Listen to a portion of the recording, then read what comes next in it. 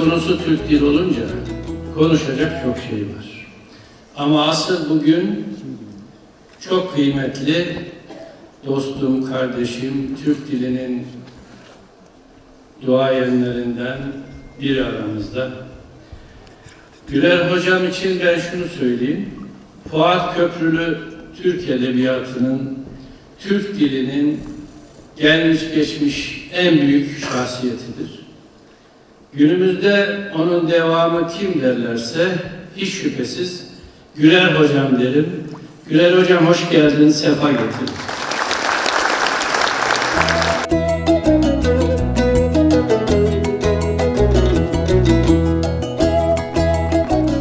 Gönlümüz bir olursa dilimiz kendiliğinden bir olur. Evet. Kırgızistan'dan bir bolalı bar bolalı diyorlar.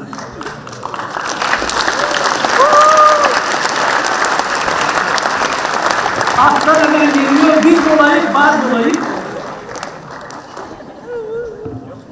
Özbek Uygur bir dolayık bar dolayık. Bir bolanın bar bolanın Türkmen'e Azerbaycanlılar diyor ki bir olak var olak, Türkiye diyor ki bir olanın var olanın. Biz bunu tabii şimdi Tonyukuk'a söyletelim, Bilge Kağan'a söyletelim, Kaşgarlı'ya söyletelim. Ne diyorlar? Bir olanın var olanın. İyi olalım, iyi olalım, iyi olalım.